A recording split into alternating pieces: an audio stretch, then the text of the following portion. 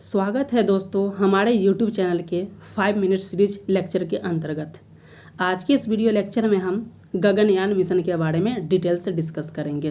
5 minute के अंतर्गत जानेंगे कि यह मिशन चर्चा में क्यों है और साथ ही जानेंगे कि यह गगनयान मिशन है क्या। यह आगामी जितने भी आने वाले एग्जाम से उसके दृष्टिकोण से इम्पॉर्टेंट है। आपसे पर्सनली पूछा जा सकता है कि गगनयान मिशन क्या है, तो ये भारत का अर्थात इसरो का पहला अंतरिक्ष उड़ान होने वाला है, जिसके तहत जो 4 व्यक्तियों को अंतरिक्ष में भेजा जाएगा। और ये 4 व्यक्ति जो है उनकी घोषणा हाल ही में प्रधानमंत्री जी के द्वारा की गई है। तो ये 4 नाम इम्पॉर्टेंट हो जाते हैं। साथ ही आपसे एग्जाम से प्रश्न पूछे जा सकते हैं कि एग्जाम में जाने वाले 4 भारतीय कौन कौन हैं या कितने भारतीयों को इसरो के अंतरिक्ष यान गगनयान मिशन के तहत भेजा जाएगा। तो ये 4 हैं। इन 4 के नामों की घोषणा हाल ही में प्रधानमंत्री जी के द्वारा किया गया है। तो उन नामों को हम देख लेते हैं, एग्जाम के दृष्टिकोण से इम्पॉर्टेंट है। ये 4 जो हैं एयरफोर्स के 4 पायलट हैं। इनमें पहले हैं group captain Prashant Balakrishnan Nair, group captain Ajit Krishnan, third हैं ग्रुप कैप्टन अंगन प्रताप और चौथे हैं विंग कमांडर शुभांशु शुक्ला। तो ये 4 जो हैं ये भारत के अंतरिक्ष यान अर्थात अंतरिक्ष मिशन गगनयान को ये के तहत इनका चयन किया गया अंतरिक्ष में जाने के लिए। तो ये इम्पॉर्टेंट है। इसके विषय में प्रधानमंत्री जी ने बताया कि 4 दशक के बाद कोई भारतीय अंतरिक्ष में जाने को तैयार है। बताया जा रहा है कि इन अधिकारियों की जो ट्रेनिंग जो की गई थी, ये 13 महीने की ट्रेनिंग इनकी कहाँ पे आयोजित की गई थी, तो रूस में। अर्थात पूछा जा सकता है कि अंतरिक्ष मिशन हमारा गगनयान, इसके तहत जो 4 अधिकारी अंतरिक्ष में गए हैं इनको किस देश के द्वारा ट्रेनिंग दी गई थी, तो रसिया के द्वारा ट्रेनिंग दिया गया था। इस पॉइंट को आप याद रखेंगे। नेक्स्ट बताया जा रहा है कि इससे पहले अगर देखा जाए तो अक्टूबर 2023 में जो है इसरो के द्वारा जो है गगनयान का एक सफल टेस्टिंग किया गया था। वो डेमो के लिए किया गया था। इसका नाम था TVD-1। इसका फुल फॉर्म था टेस्ट व्हीकल डेमोन्स्ट्रेशन 1, यानी कि पहला जो है ये टेस्ट व्हीकल करके डेमो लिया गया कि इसमें क्या खामी है, क्या सुधार किया जा सकता है, क्या नहीं। तो वो सफल था। तो उसी के बारे में से बताया गया। अब हम जान लेते हैं कि गगनयान मिशन क्या है। तो बताया जा रहा है अगर इसके लॉन्चिंग की डेट की बात किया जाए तो ये लास्ट 2024 तक या 2025 के शुरुआती समय में इसको लॉन्च करने की इसरो की पूरी संभावना है। बताया जा रहा है कि यह भारत का अर्थात इसरो का जो है अंतरिक्ष का पहला मिशन है जिसमें मानव को अंतरिक्ष में भेजाएगा। अर्थात यह जो है अंतरिक्ष में भारत की पहली मानव उड़ान है, जिसके लिए इसरो में काफ़ी समय से तैयारी चल रही है।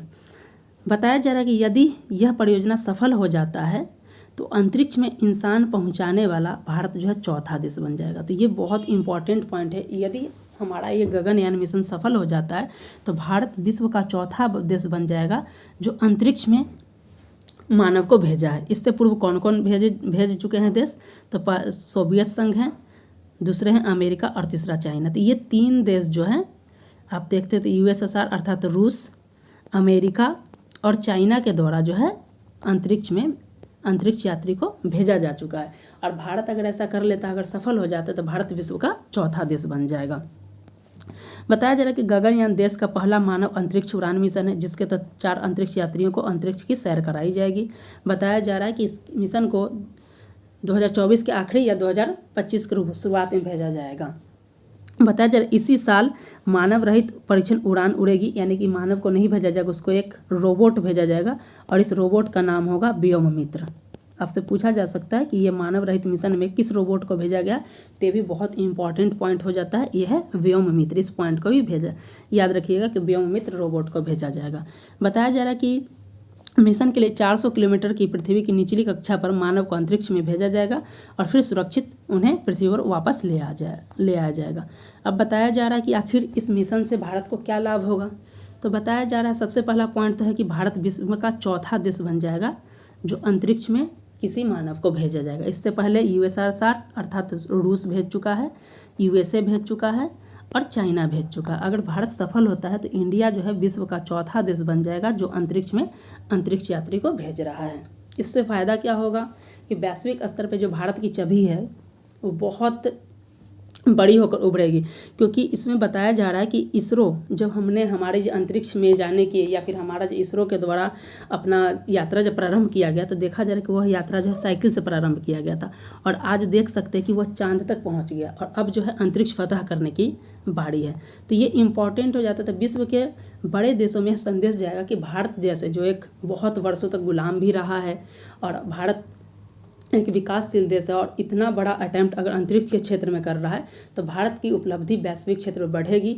और अंतरिक्ष क्षेत्र में जो है भारत की उपलब्धि की वजह से जो विश्व के बहुत विकसित देश हैं, कुछ छोटे अल्प विकसित देश हैं, उनके सैटेलाइट्स भी यहाँ से लॉन्च किए जा सकते हैं। क्योंकि जब बहुत पहले स्टार्टिंग जब भारत आज़ाद हुआ उस वक्त भारत जब अंतरिक्ष में या फिर सैटेलाइट के क्षेत्र में आने की बात कर रहा था तो विकसित देशों के द्वारा बहुत ही बड़े स्तर पर भारत की खिल्ली उड़ाई जाती थी कि भारत अंतरिक्ष में जाने की सोच रहा है, भारत रॉकेट लॉन्च करेगा। तो इन सब के आधार पर भारत की बहुत खिल्ली उड़ाई जाती थी। लेकिन आज आप देख सकते हैं कि भारत की जो इसरो की खास करके जो यात्रा थी वो साइकिल से स्टार्ट हुई थी और चांद पे पहुंच गई है और अब अंतरिक्ष की बारी है। भारत मंगल पे भी जा चुका है। आपको पता है कि मंगलयान हमने कर दिया था सफल, चंद्रयान भी हमने कर दिया है, शुक्र ग्रह पे भी जाने की बात चल रही है, उसका अंतरिक्ष स्टेशन की भी स्थापना की बात की जा रही है और साथ ही अब हम लोग जो है गगनयान मिशन के तहत अंतरिक्ष पे भी यात्री को मानव को भी भेजेंगे। तो इस दृष्टिकोण से गगनयान मिशन भारत के लिए बहुत बहुत ही इम्पॉर्टेंट है। तो दोस्तों आज के इस 5 मिनट के लेक्चर में बस इतना ही। मिलते हैं नेक्स्ट टॉपिक के साथ, तब तक के लिए धन्यवाद।